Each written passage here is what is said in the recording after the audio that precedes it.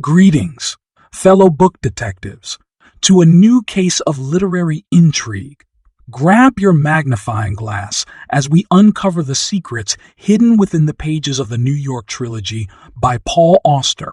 If my content resonates with you and you want to see more, make sure to like this video and hit that subscribe follow button. And if you're feeling extra generous, leave a comment to let me know how my videos have impacted you. Your feedback fuels my creativity. City of Glass, Chapter 1-2. The New York Trilogy by Paul Auster consists of 3 exciting detective stories: City of Glass, Ghosts, and The Locked Room. Each is a thriller that is brilliantly written and sure to hold the reader's interest. Auster's writing style raises the mystery to a new level with the constant play on words. City of Glass begins with a wrong number phone call in the middle of the night. Quinn didn't pay much attention to the call. As a mystery writer, he had a lot of time for other things and liked to walk around New York. Walking brought him peace of mind. He now writes mystery novels under the pen name William Wilson. His latest novel was completed 2 weeks earlier, and he was now relaxing when the phone call came, asking for Paul Auster of the detective agency. It was a wrong number, and Quinn went back to sleep. The stranger calls again the next night and again several days later. Quinn decides to play the role of Auster and asks the caller what he wants. The caller says that someone is trying to kill him and that he needs help. He knows who is trying to kill him, but doesn't know where the man is. They schedule a meeting at 10 the next morning. In Chapter 2, Quinn gets up the next morning, eats breakfast, and goes out not sure of where he is going. He arrives at the address the caller had given him and finds a woman, Virginia Stillman, the wife of the caller, Peter. She leaves him in the living room and goes to find her husband. Peter Stillman appears, dressed completely in white. He introduces himself and says that Peter Stillman is not his real name. Stillman babbles more or less about not remembering his real name or much of his past.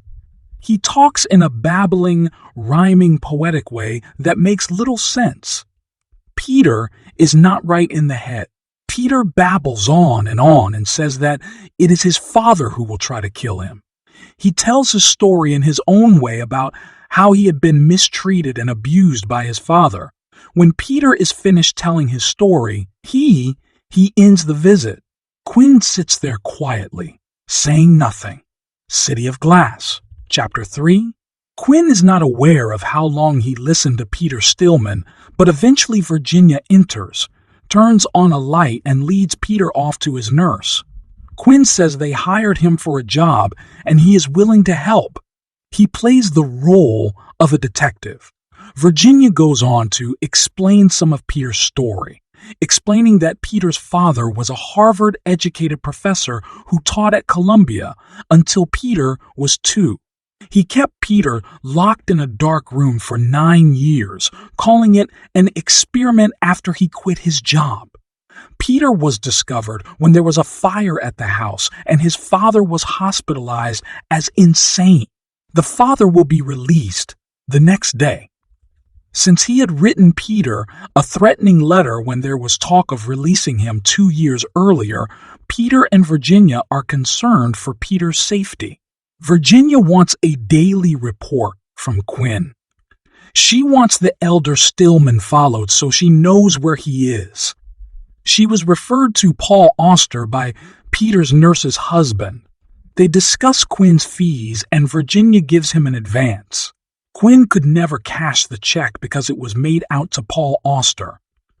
Virginia kisses him goodbye, and he agrees to call her the next evening. In Chapter 4, Quinn thinks of the various experiments that he has heard of that involve trying to keep children from learning to talk. Most learn some sort of speech. Quinn wants to help Peter because of a son he has lost, whose name was also Peter. Chapter 5 has Peter hiring a taxi and returning to his own home, then decides to eat out for dinner. He walks to the Heights luncheonette. As he eats, he and the counterman discuss baseball as they usually do. Before leaving, he buys a red spiral notebook to use for the Stillman case.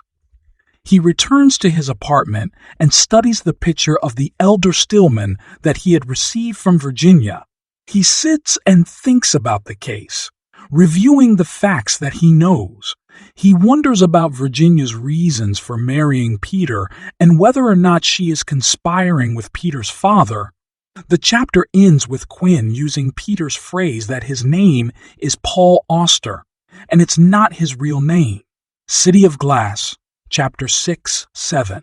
The next morning, Quinn goes to the Columbia Library to read Stillman's book. The book is about Paradise Lost and the Tower of Babel. Much of what he reads is about the use of language and how there is a difference in the meaning of words in Paradise Lost and Paradise Regained.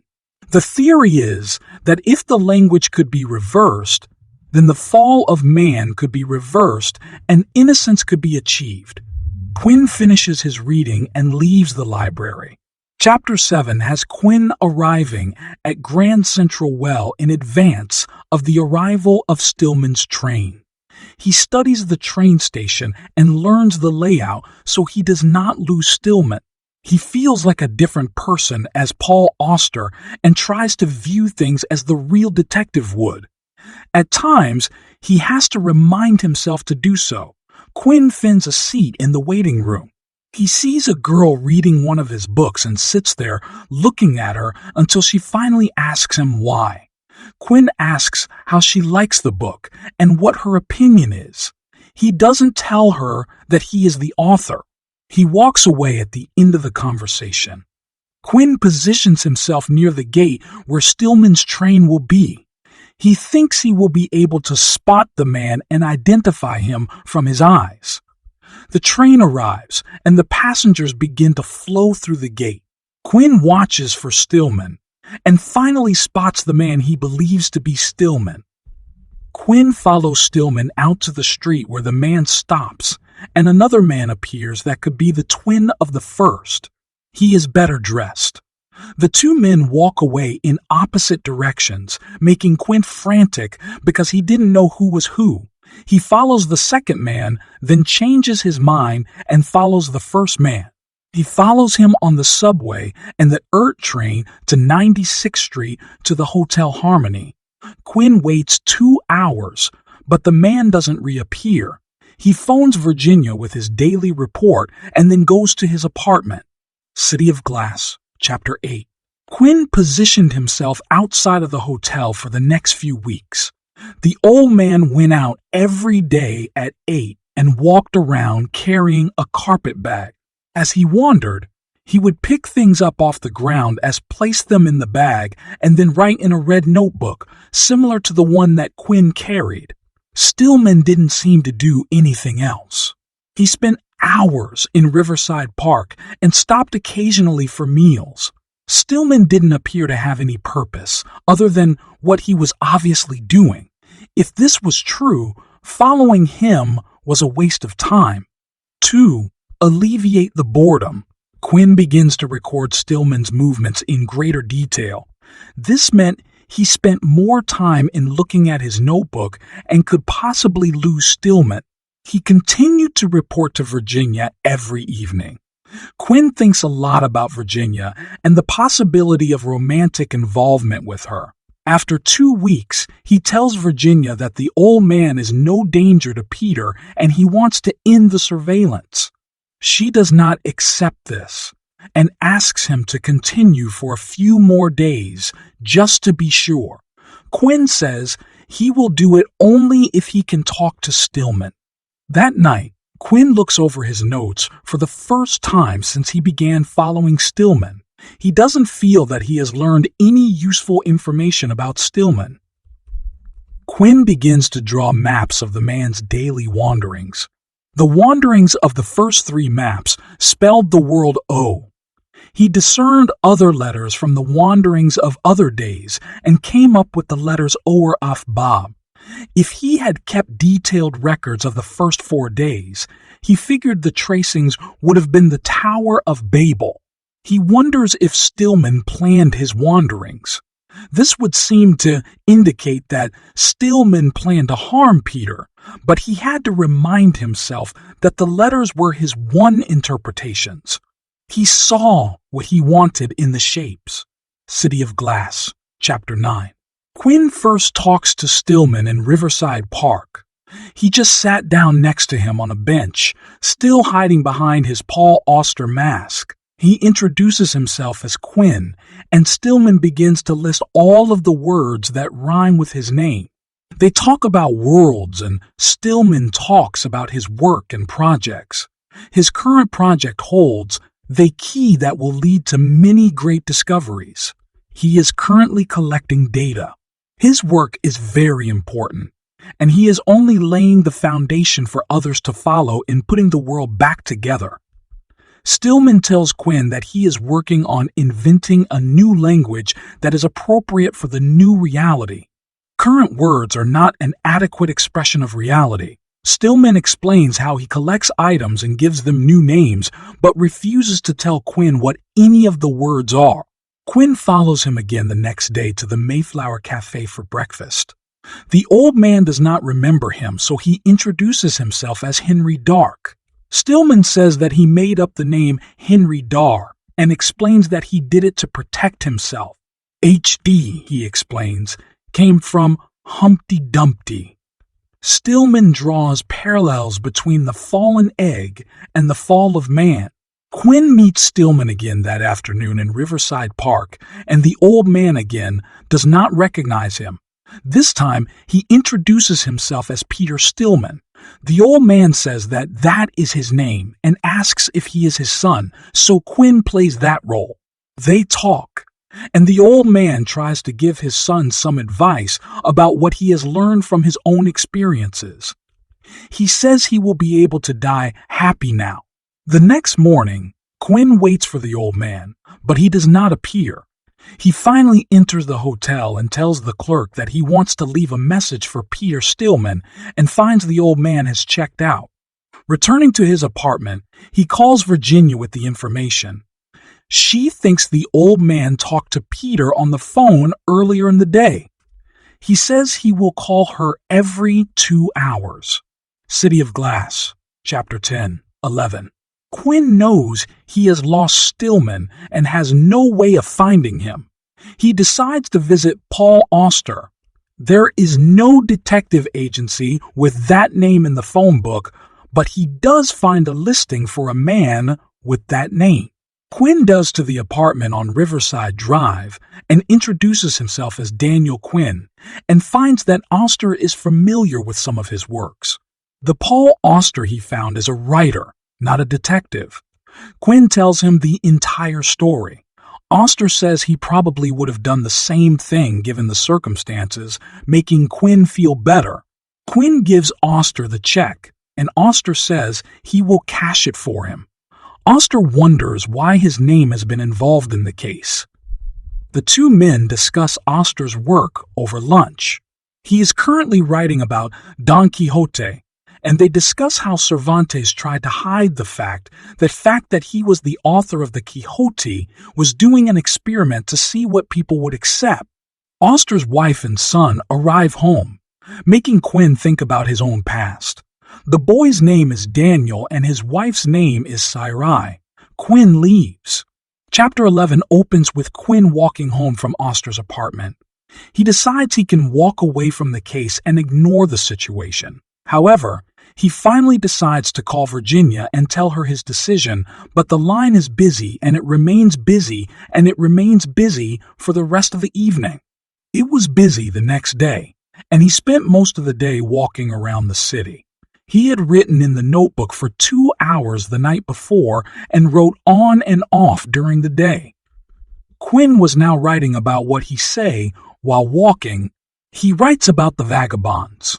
Virginia's phone is busy every time Quinn tries to call, meaning he cannot tell her that he is quitting. Fate was keeping him tied to the case.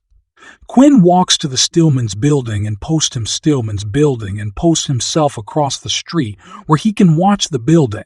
City of Glass, Chapter 12, 13.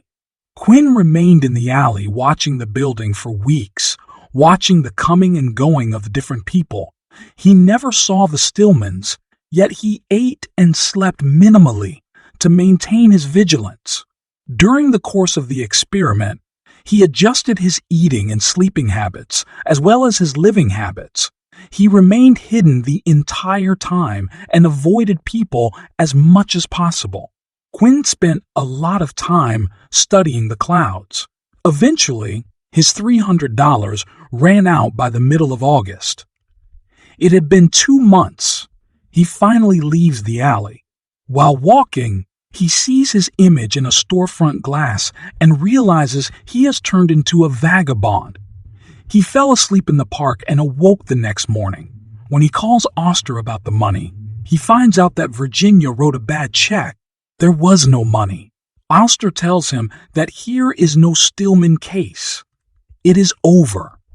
The elder Stillman committed suicide. When he calls Virginia, he finds that the number was disconnected. When he returns to his apartment, he finds that the furniture isn't his. The woman, a nurse, arrives home, sees him, and screams. She has been living there for a month. She was told that the previous tenant had disappeared.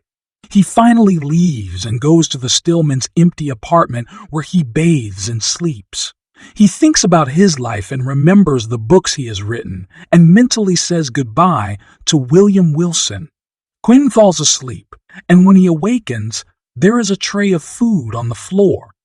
He eats, not thinking to look at where the good came from. He writes in the notebook until he falls asleep. When he awakens, the scenario repeats itself. Then he begins to think about the events of the past several months. As time goes on, the periods of light grow shorter until the light is there only long enough for him to eat a mouthful of food. He realizes that Quinn is coming to an end. Auster describes the situation to a friend of his, the author of the story. He has become involved in the case of Quinn and doesn't know what to do. He can't find Quinn or Virginia Stillman. They finally go to the Stillman's apartment where they find Quinn's red notebook. There is no indication of where Quinn is. Ghosts, page 154, 184. Ghosts is the second part of the trilogy, and it involves a play on words with colors. Blue was trained by Brown and is now running the organization. A man named White hires Blue to follow Black. Blue accepts the job without asking many questions because he needs the work. There is an apartment across the street from Black's that White has rented for Blue to live in. Blue accepts a $500 cash advance from White. The case begins on February 3, 1947, and will continue for years. But Blue does not know this. He packs his things and goes to the apartment in Brooklyn Heights. It is completely furnished, including clothing. He locates Black's apartment across the street and sees the man writing in a notebook. Blue records the information in his own notebook. As the hours go on, he wishes that Black would go out, but Black sits and reads or writes. Blue doesn't like sitting still. Black goes out the next day, and Blue follows and waits as Black does his grocery shopping. Blue does his own shopping and returns to the apartment. Because of the snow, it is difficult for Blue to see into Black's apartment. Blue passes the time, reading detective stories. Even though Black's routine doesn't change for the first few days, Blue worries about him slipping out while Blue is sleeping, but he has to sleep sometime. Blue does not like the inactivity. In watching Black read and write, he is watching himself. He makes up stories about Black and White in order to help pass the time. Blue doesn't know the real story because he didn't ask. He is cut off from his fiancée and knows their relationship will be affected, but he doesn't call her. Blue writes his reports on schedule and sends them to White. As time goes on, he fights the urge to make up details. Blue follows Black across the Brooklyn Bridge to a bookstore. Both buy books. Blue follows Black to a midtown restaurant where he meets a woman. She cries during the meal. When they leave, he sees the woman to a taxi. Ghosts, Page 185, 210. After seeing the cab off, Black walks around, then takes a cab home. Blue is upset, feeling he should have followed the woman. He finds his first paycheck from White in the form of a postal money order. There are no comments about his reports, so he assumes that White is satisfied. Black's routine continues, with Blue sending in his reports and receiving payment in the mail. Since Black's routine doesn't vary, Blue knows he can go out at times, and Black will still be sitting at this desk. Blue writes a letter to the retired Brown, telling him about the case. Brown's reply does not contain any advice about the case, and when he finally calls his fiancée, there is no answer. He figures he will call again. Blue begins to go out more by himself, leaving Black unobserved, so sure is he of Black's schedule. In May, he starts attending ball games and soon goes out to bars in the evening, spending time with a tart named Violet. Blue begins to read Walden, the book he observed Black reading, but he can't finish it. Instead, he goes out and wanders around. While he is out, he sees his fiancée with another man, and he realizes that she will never marry him. He confronts her, and she begins to scream at him until she is led away by her escort. After the encounter, he returns to the apartment. When he sends his next report, he adds that Black appears to be sick and could be dying. Blue observes the post-offer box that the report is sent to, waiting to see who comes for it. At noon, the box is emptied by a man wearing a mask. The man runs out of the post office and boards a bus before Blue can catch him. The next payment from White is accompanied by a comment about ending the funny business. Blue begins to feel that maybe White is really after him and not Black. Black and White might be working together. What has really happened is that Blue is inactive. He begins to wonder if Black is paid by White to sit there and read. Blue lets his mind consider different possibilities. By the summer of 1948, Blue begins to wear disguises to talk to Black. He dresses as a bum, and Black tells him he looks like Walt Whitman and then talks about the poet and other writers. He introduces himself, and Blue gives his name as Jimmy Rose. The two-part, Ghosts, Page 211, 232. Blue is happy that he talked to Black, but feels that he didn't really learn what he wanted to learn. He wonders if he should include the meeting in his report to White. He decides not to mention it. His next paycheck includes a comment asking why he lies. Blue follows Black to the Algonquin Hotel the next evening. Blue joins him at his table, and eventually they begin to talk over drinks of Black and White on the rocks. Even though he feels sure that Black knows who he is, he introduces himself as Snow, an insurance salesman from Kenosha, Wisconsin. Black says that he is a private detective who has been working on a case for over a year, and he is very bored. The guy just sits in his room all day and writes. It is so boring that he is thinking of quitting, Black knows his subject is sitting at home writing. A tear runs down Black's cheek, and he excuses himself and doesn't return. Blue returns to the apartment. Black eventually returns to his apartment.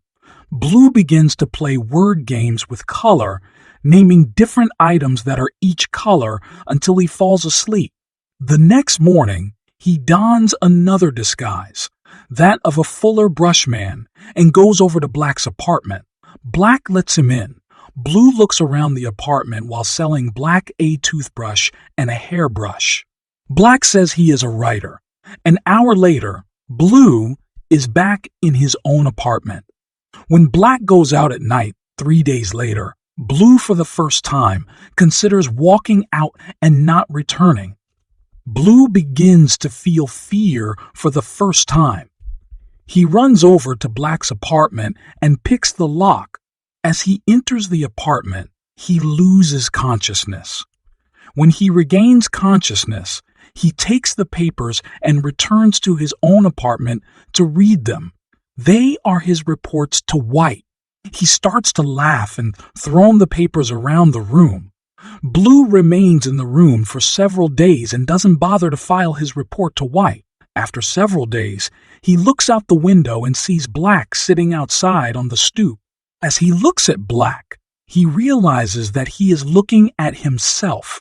That night, he goes over to Black's apartment and finds him wearing the mask and holding a gun. They talk, and Blue tells him that he is out of his mind. He fights Black for the gun, beating him in the process. Blue takes the manuscript and returns to his room to read it. In the morning, he puts on his hat and walks out. Locked Room, Chapters 1, 2. The Locked Room is the third part of the New York Trilogy. The author begins by talking about his boyhood friend named Fanshawe.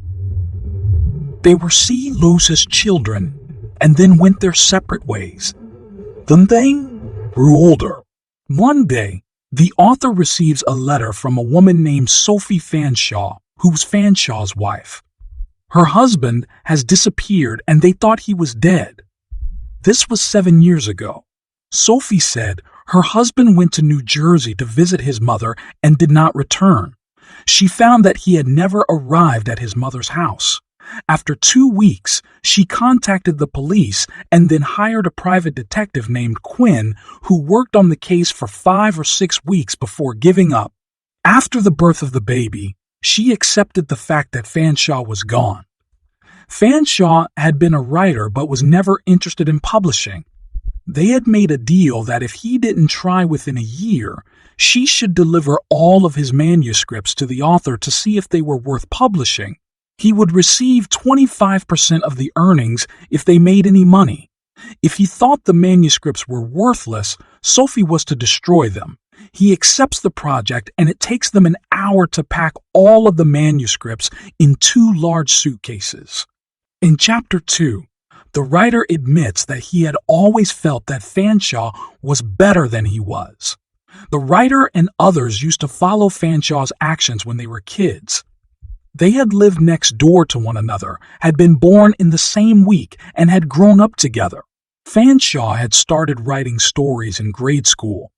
He was in the 6th grade when he wrote his first short detective novel, and when he was 16, his father was diagnosed with cancer. Fanshawe became the strong one in the family and basically responsible for his younger sister. Fanshawe never showed his own suffering, but tried to spend as much time as possible with his father.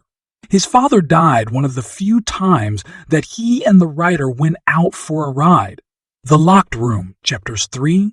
The writer procrastinated beginning the review of Fanshawe's work. After several days, he began to organize the materials, and he organized it in chronological order. After a week, he asked Sophie to dinner.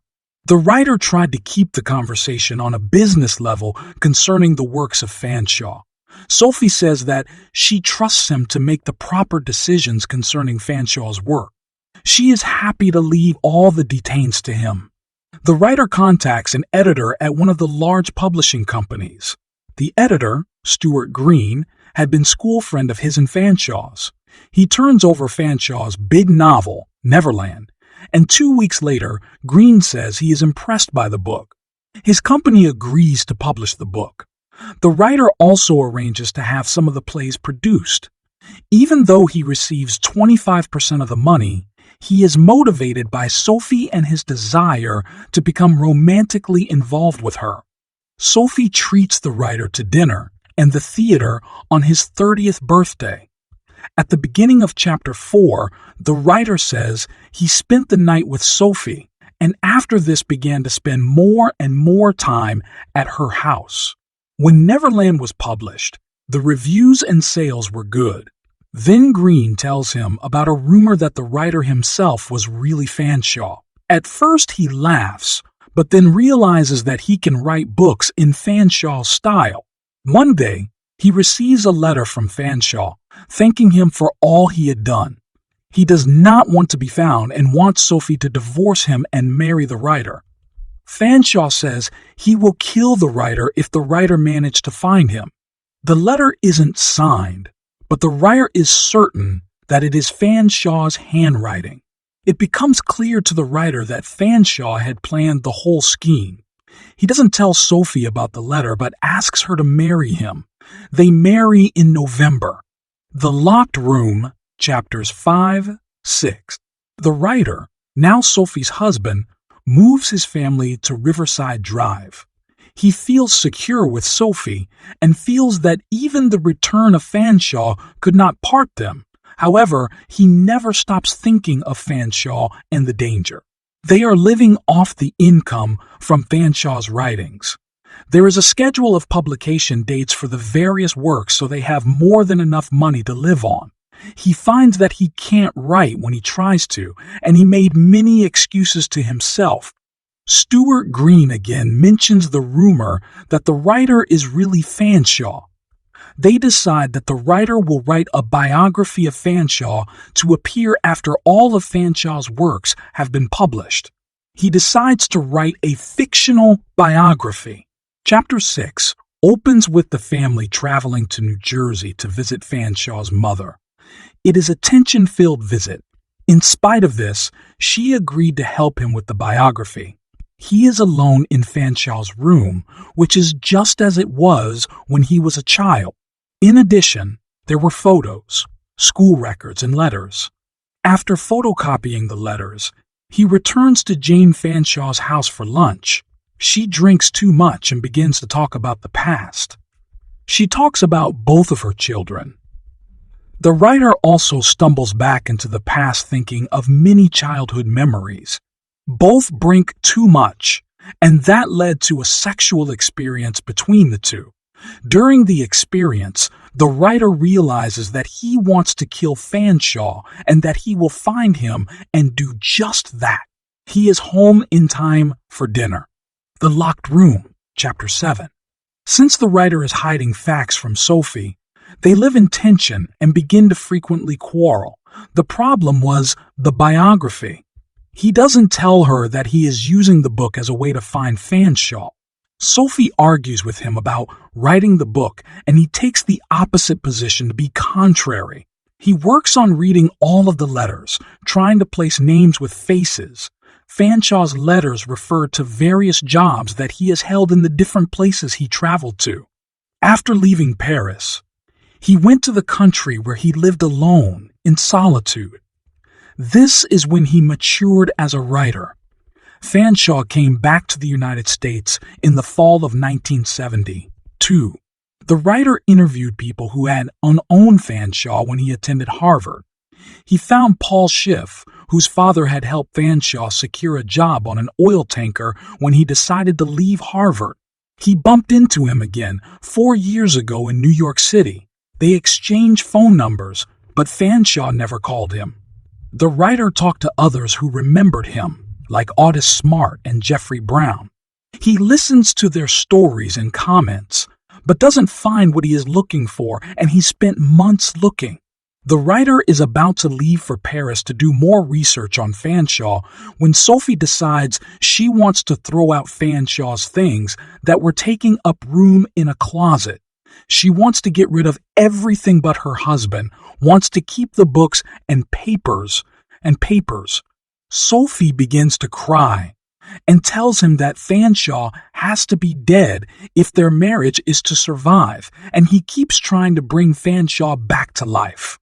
He wants her and the baby to go to Paris with him, but she won't. She says that they are coming to an end and that she wonders if he will come back. The Locked Room, chapters 8-9. The writer continues his investigation in Paris, even though his French isn't very good. He was able to locate some of the people who knew Fanshawe.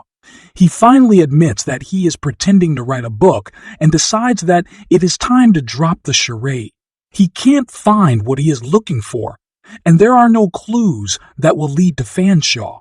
One woman, Anne Michaud, accidentally mistook him for Fanshawe, and this disturbed him. The writer leaves Paris for the country, where he finds some people who remembered Fanshawe. The writer finds that he has not really been looking for Fanshawe, but running away from him. Fanshawe now existed in a locked room in his mind. After reaching this conclusion, he returns to Paris, but doesn't want to go back to New York. He is lost for about a month. He is gone, just as Fanshawe is. One night, he drinks too much at a Paris bar and walks up to a man calling him Fanshawe. The maid says his name is Peter Stillman. When Stillman leaves the bar, the writer follows him. When he tackles Stillman, they fight, and the writer is knocked unconscious. He spends the next 3 days backed in his hotel room and then wires Sophie that he is coming home. Chapter 9 tells what happened after he returned to New York. He and Sophie were separated for about a year. They had another baby in 1980, one that they named Paul. They never talked about Fanshawe, and the writer returned the advance money for the biography. They earned their own income, placing the money from the Fanshawe works into a trust fund for the children. He never told Sophie about the letter he had received. Then in spring 1982, another letter arrives requesting a meeting in Boston on April 1. He makes up a story to Sophie and leaves for Boston and makes his way to the address given in the letter. He hears the man's voice and is told not to use the name Fanshawe. Fanshawe won't let him in the room and says he has a gun pointed at him. Fanshawe tells him that Quinn was following him and found him twice. Fanshawe had kept moving around and begins to tell the writer about New Mexico and in Arizona. This is where he learned about his book being published, a book which he claims was garbage. His real reason for having Sophie show the manuscript was to find a new husband for her. Fanshawe never thought his books would be published. He's now using the name Henry Dark. He asked the writer to come to Boston because he felt he owed him an explanation for what he did and gives the writer a red spiral notebook. Fanshawe tells him not to tell Sophie. It is his last day since he has ingested poison. The writer looks through the red notebook while waiting at the train station. He tears the pages out and throws them into a trash can as the train leaves.